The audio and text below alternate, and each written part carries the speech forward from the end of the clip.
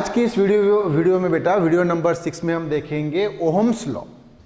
Ohm is the name of the scientist का नाम है और इन्होंने 1828 में बेटा कौन सी ईयर में 1828 एडी, तो 1828 में इन्होंने अपना ये लॉ दिया है, जो लॉ किसके बीच का रिलेशन बताता है कि ये जो करंट फ्लो हो रहा है बेटा, ये देखो आई इतना करंट फ्लो हो रहा है इस कंडक्टर में से, हाँ, और ये कंडक्टर इसको नाम देंगे, जैसे इस एंड को हम नाम देंगे P और इस एंड को नाम देंगे Q।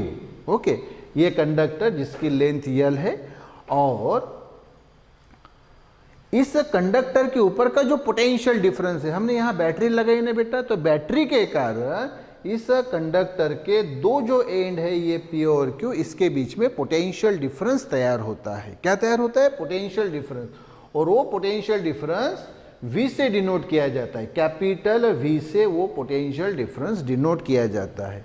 तो ये फ्लो होने वाला करंट I और ये जो कंडक्टर है इसके ऊपर का पोटेंशियल डिफरेंस, इसके दो एंड्स P और Q जैसे दो एंड्स, तो उन दो एंड्स के बीच का पोटेंशियल डिफरेंस, तो ये I और ये V, इसके बीच में एक उन्होंने रिलेशन बताया और वो रिलेशन है बेटा I is directly proportional to V।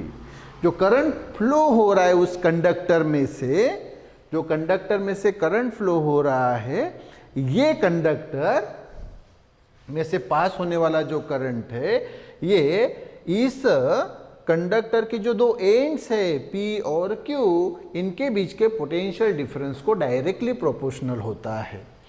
तो ये जो साइंटिस्ट है ओहम, मैंने अभी आपको बताया, तो इनका पूरा नाम है George Simon ohm, George Simon ohm.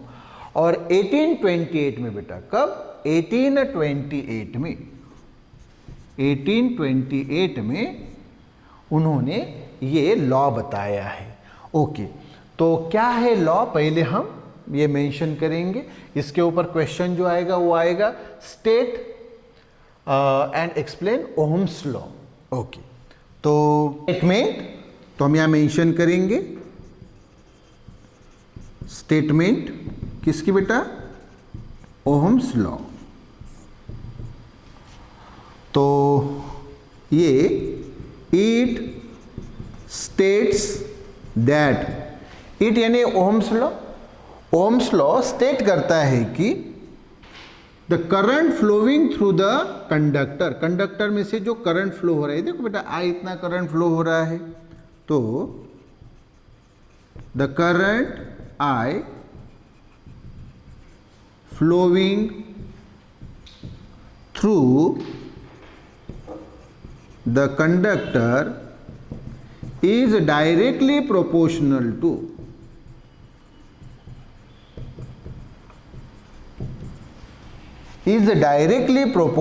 to the potential difference। अभी बताइए V यानी क्या? Potential difference between its two ends. Its यानी कौन? ये कंडक्टर। तो is directly proportional to the potential difference between its two ends. इसके जो दो एंड्स है बेटा P और Q, ये कंडक्टर के दो एंड्स, इसके बीच में जो पोटेंशियल डिफरेंस V है उसको ये करंट डायरेक्टली प्रोपोर्शनल होता है, प्रोवाइडेड दैट है ना कंडीशन, ये कौन सी कंडीशन होनी चाहिए? प्रोवाइडेड दैट द, ये जो कंडक्टर है बेटा इसकी फिजिकल स्टेट चेंज नहीं होनी चाहिए।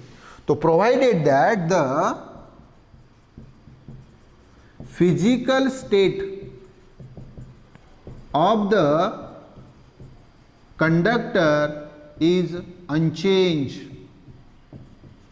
इज अनचेंज यानी चेंज नहीं होनी चाहिए। अच्छा, आप बोलेंगे सर ये फिजिकल स्टेट यानी क्या? फिजिकल स्टेट यानी बेटा ये जो कंडक्टर है, देखो इसकी लेंथ कितनी है? L, ये चेंज नहीं होनी चाहिए। इसका area of cross section A, ये इसका area of cross section A, ये चेंज नहीं होना चाहिए। इस कंडक्टर का वॉल्यूम चेंज नहीं होना चाहिए। तो ना लेंथ चेंज होना चाहिए, ना एरिया चेंज होना चाहिए, ना वॉल्यूम चेंज होना चाहिए। तो इसको उसकी फिजिकल स्टेट बोला जाता है बेटा, कंडक्टर की फिजिकल स्टेट। मतलब अगर ये चेंज नहीं हुई, ना लेंथ ना एरिया ना वॉल्यूम उस कंडक्टर का चेंज नहीं हुआ, तो उस कंडक्टर में से बहने वाला जो करंट है I, वो किसको डायरेक्टली प्रोपोर्शनल रहता है? पोटेंशियल डिफरेंस V को, potential difference V between the two ends of the conductor. तो मैथमेटिकली इसको हम कैसे लिखेंगे बेटा? मैथमेटिकली या symbolically I is directly proportional to V, I is directly proportional to V। अच्छा, left side equal to right side, so right side equal to left side, therefore V is directly proportional to I। अच्छा, अब यहाँ जगह नहीं, इधर mention करेंगे। तो V is directly proportional to I, मैंने आपको बताया अभी कि Y directly proportional to X है, तो देयरफॉर Y इक्वल टू क्या आता है? KX। तो प्रोपोर्शनलिटी जो साइन है, प्रोपोर्शनलिटी साइन, उसको हटा के क्या किया? इक्वल टू, और ये K यानी कांस्टेंट। हाँ, तो K यानी कांस्टेंट ऑफ प्रोपोर्शनलिटी, लेकिन हमेशा K लिखा जाए ये जरूरी नहीं। इस ओहम्स लॉ में जो कांस्टेंट होता है उसको R, कैपिटल R से डिनोट किया जाता है बेटा, और उसको बोला जाता है रेजिस्टेंस ऑफ द कंडक्टर। ये जो कंडक्टर है उसका रेजिस्टेंस, रेजिस्टेंस यानी करंट के फ्लो को रेजिस्ट करने वाला, करंट के फ्लो को प्रतिकार करने वाला जो एजेंट होता है, that is called as resistance R। तो V is directly proportional to I, therefore V is equal to R into I। तो ये R बेटा, ये है प्रोपोर्शनलिटी कांस्टेंट, इसी को बोला जाता है रेजिस्टेंस ऑफ द कंडक्टर। तो वेयर यानी इस फॉर्मूले में R is called proportionality constant and it is called resistance of the conductor। क्या बोला जाता है बेटा R को? R क्या है? प्रोपोर्शनलिटी कांस्टेंट यानी कांस्टेंट ऑफ प्रोपोर्शनलिटी, और उसको क्या बोला जाता है?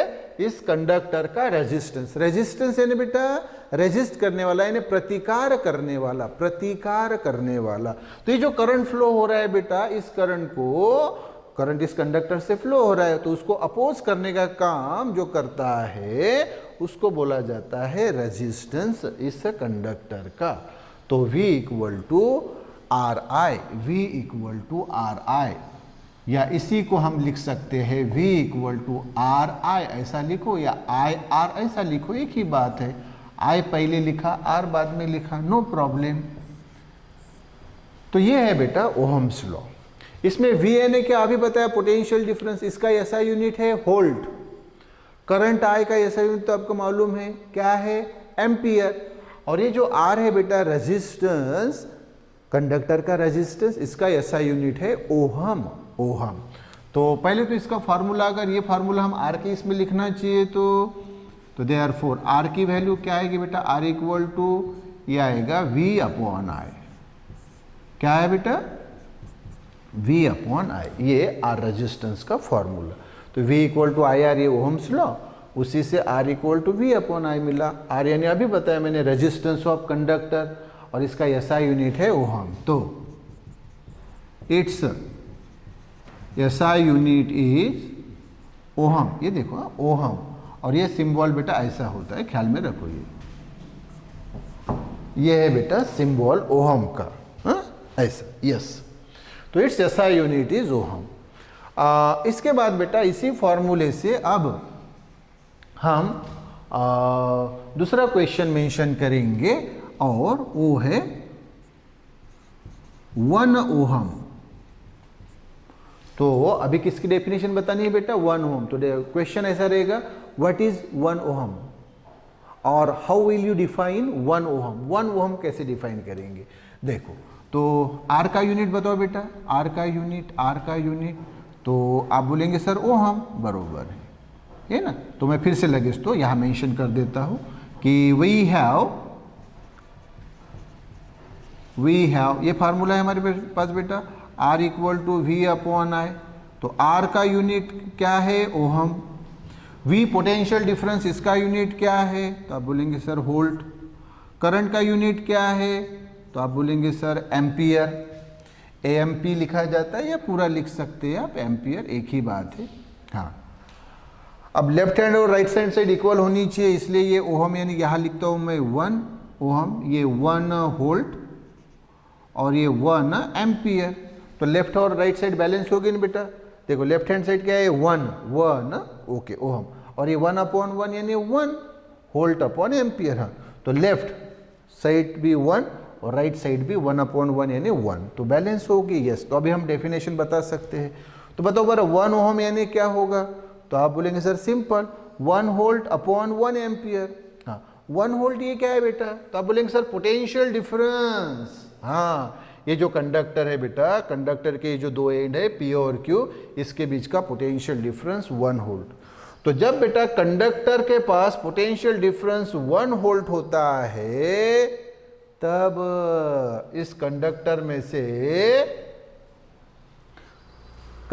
से कितना करंट फ्लो हो रहा है, 1 एम्पियर। तो फिर से बता रहा हूं कि अगर कंडक्टर का पोटेंशियल डिफरेंस 1 वोल्ट है और उसमें से फ्लो होने वाला करंट जो है वो अगर 1 एम्पियर है, तब इस कंडक्टर का रेजिस्टेंस 1 ओहम होता है। तो मुझे बताओ, अगर हमें डेफिनेशन बतानी है तो हम डेफिनेशन कैसे बताएंगे इस 1 ओहम की। यस, तो ये हम इधर मेंशन करेंगे, इधर की ये स्टेटमेंट हम हटा लेंगे अभी। ओके, इधर की स्टेटमेंट हमने इरेज कर ली। ओके, तो 1 ओहम की डेफिनेशन ना, डेफिनेशन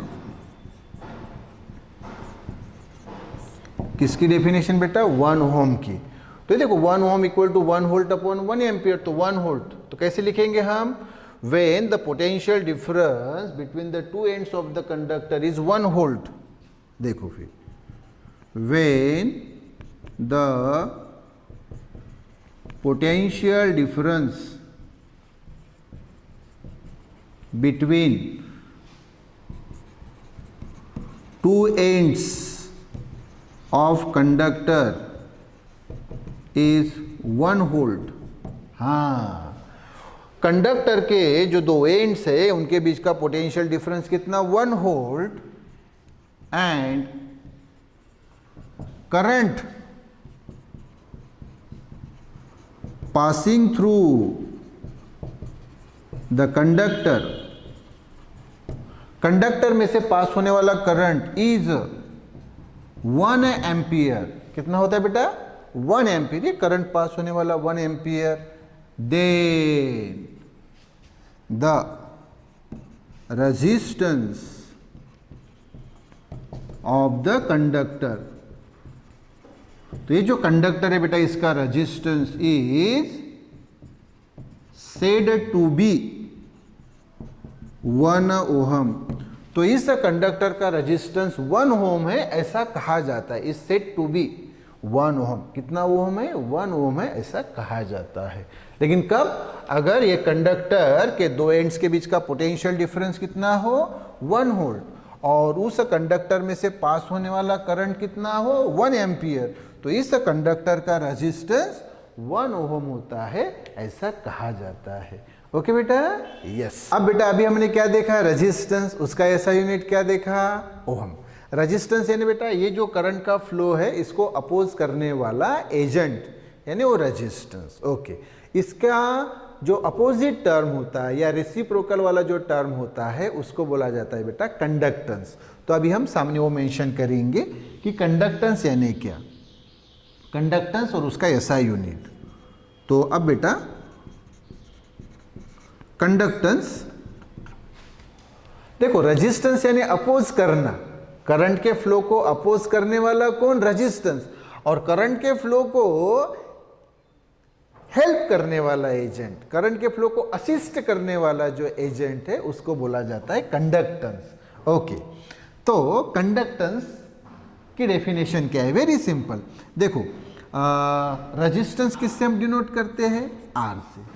तो आर का रेसिप्रोकल यानी 1/r। रेसिप्रोकल आपको मालूम है, मैंने बोला अगर 5 ये नंबर है तो उसका रेसिप्रोकल क्या रहेगा, 5 ये नंबर का रेसिप्रोकल क्या रहेगा, तो 5 ये नंबर का रेसिप्रोकल रहेगा 1/5। तो वैसे ही r का रेसिप्रोकल क्या रहेगा 1/r। हाँ, तो 1/r जो है इसको बोला जाता है ये कंडक्टेंस।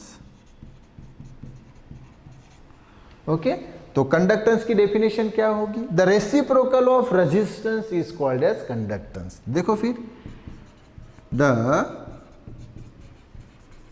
रेसिप्रोकल ऑफ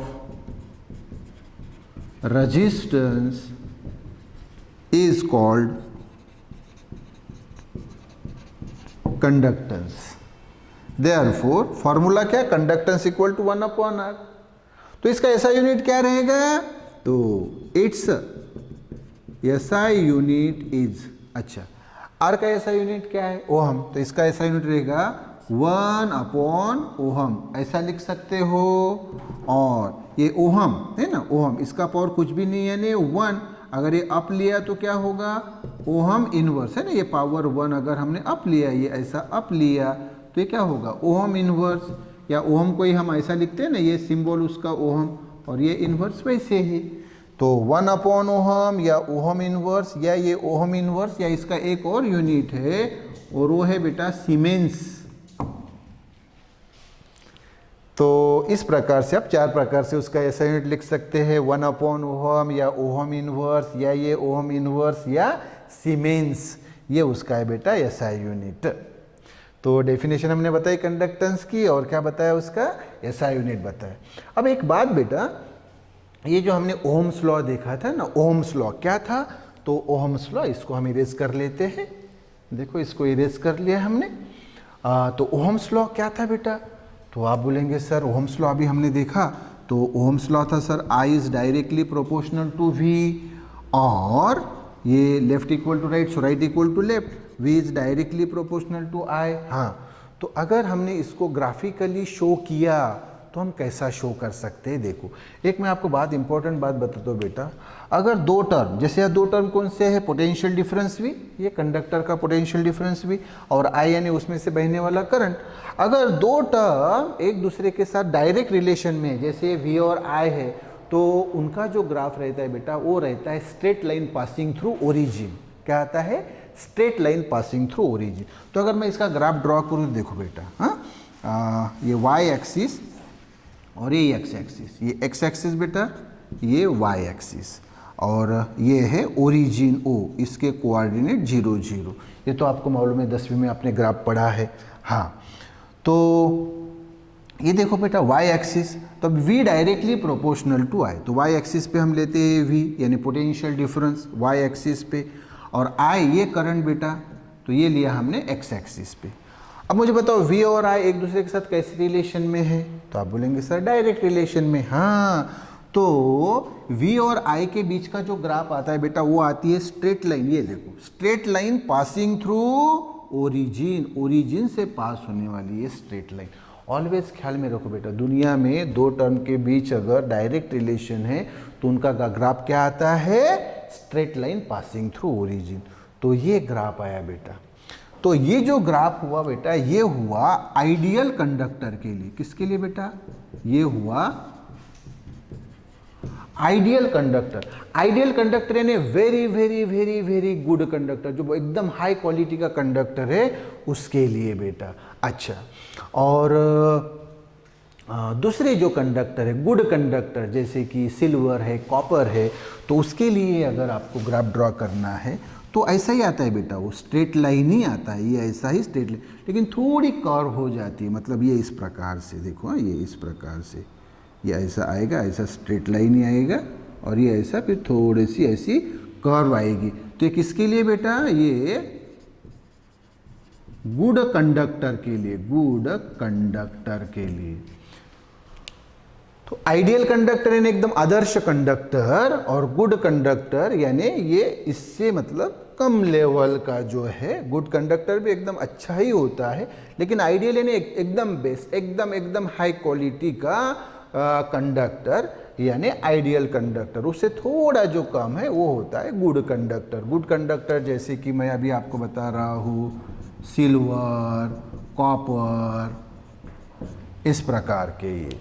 तो क्या मैंने बताया कि अगर दो टर्म के बीच में डायरेक्ट रिलेशन है, क्या है डायरेक्ट रिलेशन, डायरेक्ट प्रोपोर्शनलिटी का रिलेशन, जैसे v is directly proportional to i, तो उसके बीच का ग्राफ क्या आता है बेटा, straight line passing through origin.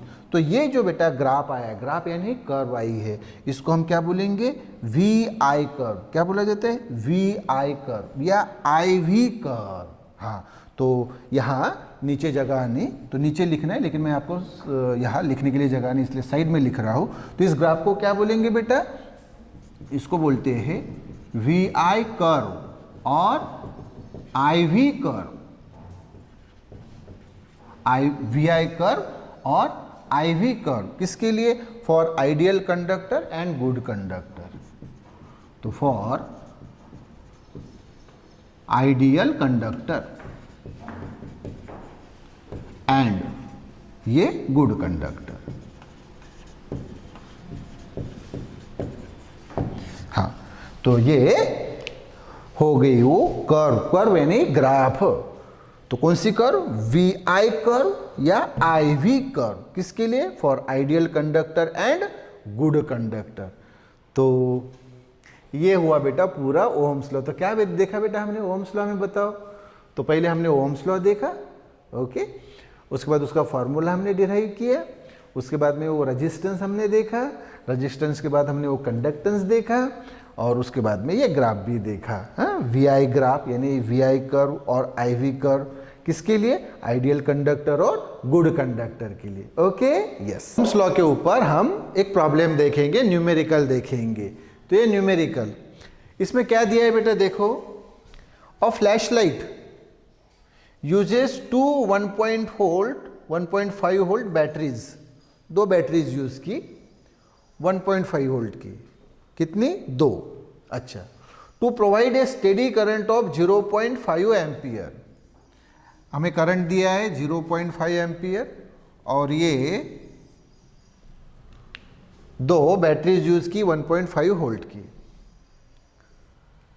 In the filament. हाँ, इसमें बेटा फिलामेंट यानी कंडक्टर जो है। हाँ, तो हमें पूछा है determine the resistance of the glowing filament.